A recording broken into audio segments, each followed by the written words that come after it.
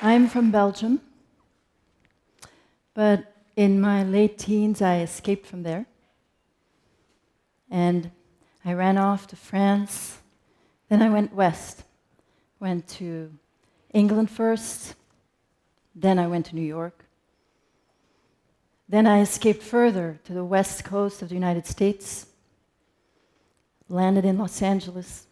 And after a few years there, I was getting antsy and I wanted to escape again. And I realized if I was going to go any farther west, I was going to end up in the Far East. So the journey outward, the escape, was over. And I realized I have to go in. I have to face myself. So I began a journey that lasted 30 years. That was an absolutely epic journey, facing dark death around every corner, confronted with large crevices that I had to jump into and know that something greater than my little ego was there to catch me.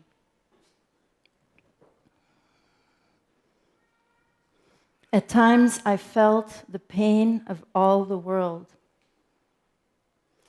But after 30 years, I came out victorious.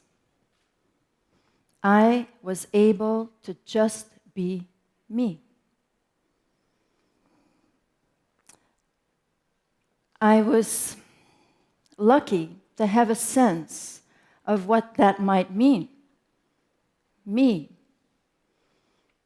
As a baby, I was raised by a psychopathic mother. And, we're all born the same. We're completely cute, innocent, sweet. And we need that reflection of ourselves as little human beings to live. And I was not receiving that from my mother, but there was a caretaker who did give me that. And I remember very strongly, she wrapped me against her body with makeshift wraps. It was before we all held our babies in front of us. Taking care of the other babies, but holding me and feeling what it felt like to just be me. Now, she was there in the first 3 years. My mother then sold me, when I was 6, to a group of psychopaths. They were very well organized psychopaths. They were not just in Belgium, there were men from all over the world.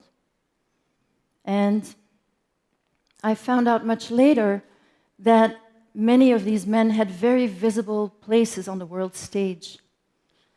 They were world leaders, politicians, leaders of countries. And then there were those who controlled the world leaders together in this club. And they performed the darkest things imaginable. And I experienced and witnessed this from the age of 6 to 11, when I was rescued from someone from the inside. Today, I work in jails and prisons in New York, where I now live, and I have an organization called Liberation Prison Yoga.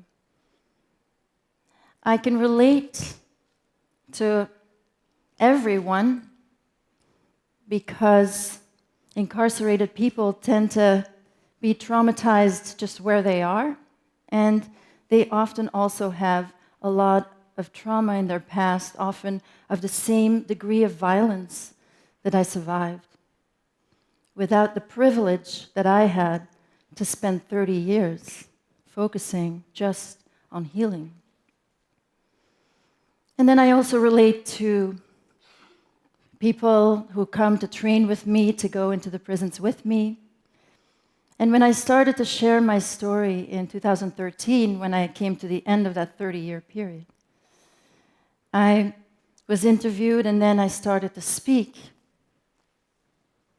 However, today is the first time I'm back in Europe speaking about this.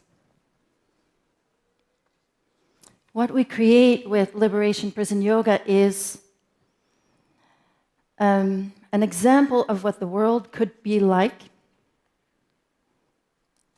perhaps here today, where all of us really want to change the world for the better. Now, we are in the atomic age. We've already moved on into spiritual practices, and most of us know that we are not just this finite body, that we have these inner journeys, and those are very real. But somehow, the world seems to be more chaotic and darker than ever. So, who's going to win? The light or the dark? Light is consciousness. So we need awareness. Awareness of the reality of the darkness, that this world is ruled by psychopaths. And I think generally we don't really know what psychopaths are, and we can't really recognize them. You know, one way to tell? Someone who seems too good to be true. Whether it's in your love relationships or whether it's in politics. It's someone who plays at being human and makes it seem so simple and usually appears like a better version of ourselves, where we, with all these messy feelings, feel we want to emulate them and be more like that. Whether it's celebrities or whomever we put at the top of this top-down model. This top-down model is a trauma-based model. At the top are the psychopaths, the sickest people, and at the bottom are the vulnerable populations, the prisoners, the poor. And then in the middle are most of us who are absolutely traumatized by this system, and at the same time maybe seek to do good in the world. So the best way to find the monster is to go within. About psychopaths is, I was talking about the little baby before. Well, the psychopath is a person who didn't get to experience that innocence because their caregivers were already projecting, so there was no reflection of themselves as that innocent, cute little baby, which, as it were, banned them from themselves because it is feeling that makes us human. It is feeling that leads to consciousness. And it is my journey through feeling that has made me increasingly aware of myself, and as a result and reflection, aware of what's outside as well. And I don't think any of us truly escape, because the model in which we live itself makes it really impossible for parents to be unconditionally present for their children. And the younger the child, the more everything is life and death. So if you're told by the doctor you need to let your baby cry it out and not to listen when it sounds torturous, well, it sounds torturous because the baby feels torture, and it is being traumatized in that moment. So on our journey in, yes, yoga and meditation are great practices to become mindful, to get a different perspective of ourselves, very important, but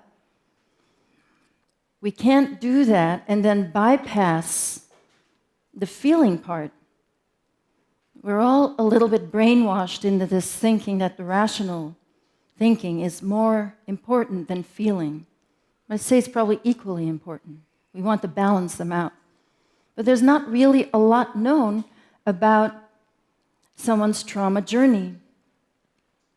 We don't really generally recognize behaviors and can guess that this started with a particular trauma that can be read in someone's behavior. We can read people's minds more easily because we ourselves have gone through trauma after trauma. So trauma is fear of death, fear of losing the physical body or the body of a loved one. So in that moment of fear of death, all brain activity recedes to the survival brain, which is right around the brainstem. All other brain activity stops. What's around the brainstem? Well, I spent a lot of time in that state.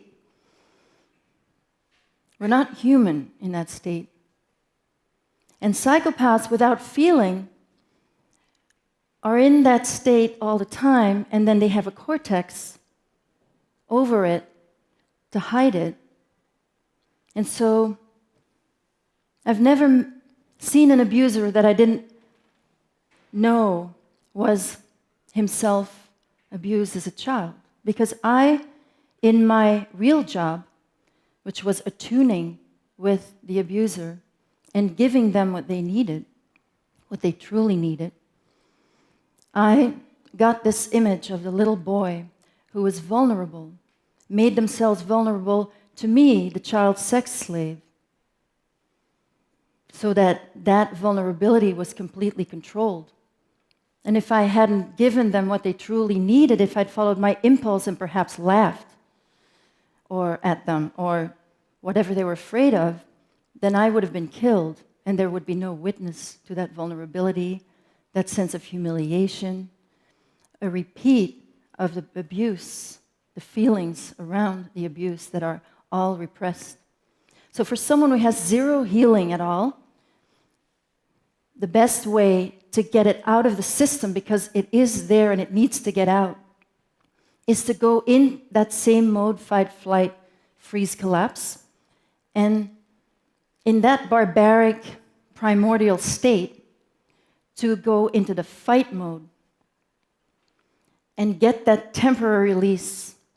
If we're in trauma and we can fight, we can kill the predator, or we can run, then all we have to do is take a few breaths and the trauma would be out of our body-mind system. But as a child, we go into freeze and everything is frozen. Now these men, some the most evil in the world, I'm pretty sure, were like parents to me. And there were some who gave me some reflections that I needed for my own emotional development. And so I loved them. So I try to understand, because I know that no one is truly a monster. But of course, psychopaths behave like monsters. I like to think of them as dinosaurs in business suits. They are antiquated because we are already in an age where we move away from matter as the final reality. And if you have no access to feeling, you are relegated to the world of matter, to yourself, the body as the final person who you are. And so they're very heavily into rejuvenation. And the ways that they do that, I will spare you. But it's very barbaric. So, in my work today, I get a chance to do the same as I was made to do as a child, having moved through this vast regions and regions of the emotional world, to come back to myself, free from guilt, and free to just whatever the universe sends my way. Now, if we look at society for a moment and we think that if we want to climb the ladder, the societal ladder, it tells you not to feel trauma. And the higher you go, the more you will be asked to give up your principles. And usually there's some sex scandal along the way up, whether it's in the corporate world or it's in the yoga world, that needs to be kept under wraps. And if you don't want to be quiet about it, you get kicked out. And you don't get to be part of the club. And at the very top, of course, are the people who are the most sick with trauma. So when a psychopath kills a baby, they are reliving that trauma story of when they were a little baby and they felt deadened. So they don't know it, but they're repeating their trauma story. The great thing about the journey inward, now, it was completely invisible. I had a few safe people. But the great thing about it is that we don't have to travel to do it. You can do it right here and now. It's difficult to hear about the reality of the darkness of the world because it requires for us to go through some feelings, perhaps, that are traumatic. The shock and disbelief, the anger, the landing of the reality and the pain that comes with that, and perhaps the grief, the disgust. It's not easy. But I've been amazed at how receptive audiences are. And I can tell you that it's been a challenge to stand here back in Europe today and feel heard, and allowing myself to feel the healing. So, have a pleasant journey, and may we all be victorious.